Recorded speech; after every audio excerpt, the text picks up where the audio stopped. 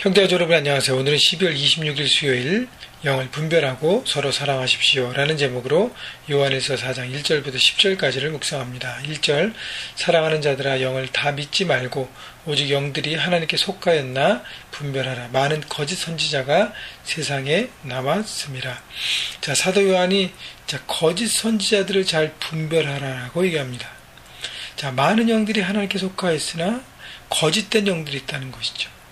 성령께서 역사하고 있지만 거짓된 영들이 또 동시에 역사하기 때문에 그것을 분별해야 하는 것입니다.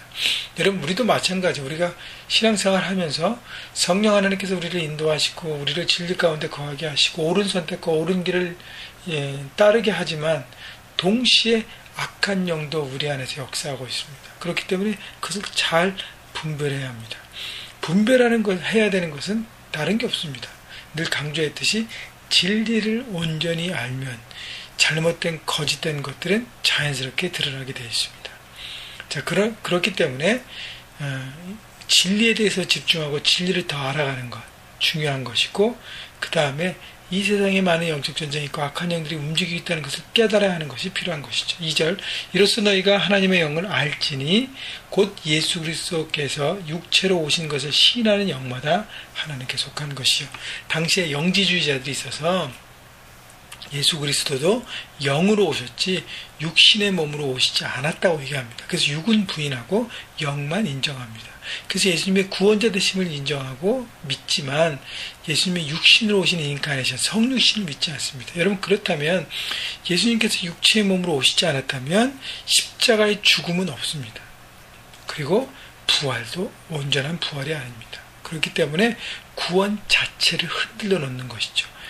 자, 그렇기 때문에 그런 진리가 아닌 비진리 영들을 잘 분별하라는 것입니다. 3절 예수를 시인하지 않은 영마다 하나님께 속하는 것이 아니니 이것이 곧 적그리스도의 영이니라 오리라 한 말을 너희가 들었거니와 지금 벌써 세상에 있느니라.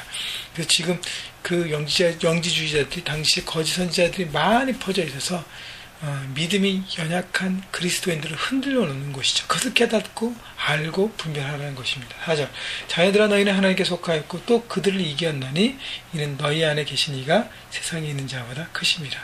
자, 그렇기 때문에 사도 요한이 권면하는 것은 크리스찬 너희들은 하나님의 자녀라는 것이죠. 그리고 하나님께 속하였다는 것이에요. 그리고 예수께서 이미 모든 것을 이기고 악한 영들을 파괴하셨기 때문에 승리하셨기 때문에 이미 내 안에 승리가 있기 때문에 흔들리지 말라는 것이죠. 악한 영을 분별하고 파하고 영적 전쟁을 선포하고 공격하고 넘어가라는 것입니다. 이미 내 안에 승리 요인과 승리의 그런 확신이 있다는 것을 잊지 말고 흔들리지 말 것을 얘기하고 있습니다. 5절 그들은 세상에 속한 고로 세상에 속한 말을 하며 세상이 그들의 말을 듣느니라. 6절 우리는 하나님께 속하였으니 하나님을 아는 자는 우리의 말을 듣고 하나님께 속하지 아니한 자는 우리 말을 듣지 아니하니 진리의 영과 미혹의 영을 이로써 아느니라. 자, 세상에는 진리의 영과 미혹의 영이 있다는 것이죠.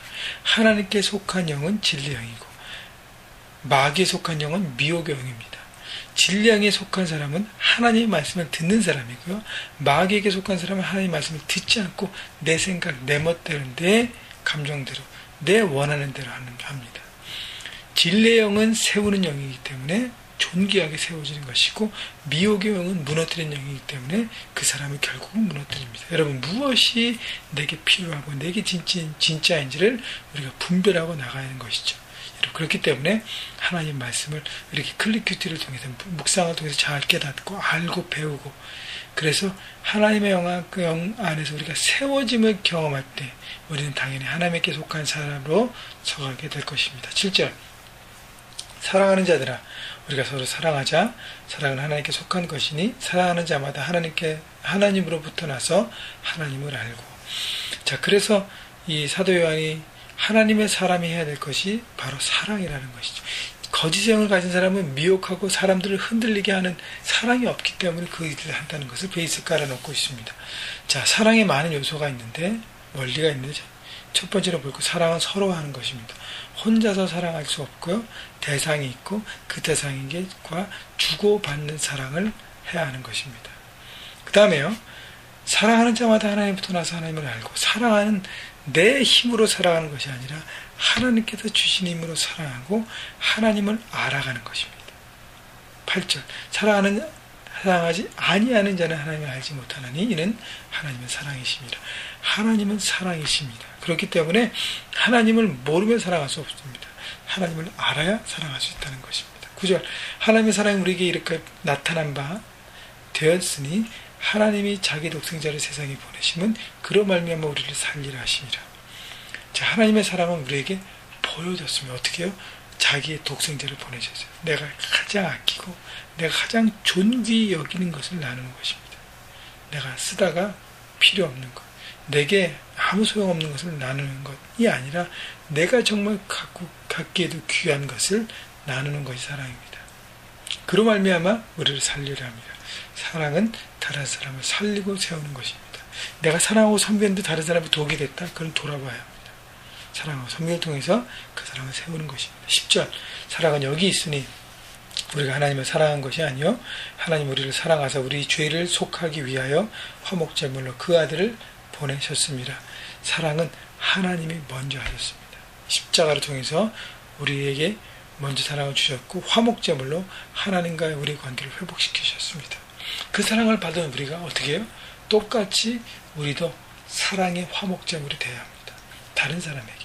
화목제물이란 하나님과 우리의 관계, 무너진 관계에 부리지가 예수님께서 되셔서 다리 역할을 해주셔서 회복시킨 것처럼 다른 사람과 다른 사람의 끊어진 관계, 우리가 부리지가 돼서 그 사람과 그 사람을 회복시키게 하고 새롭게 하는 것입니다. 여러분, 우리가 삶의 현장에서 무너진 관계에 여러분 다리가 되십시오.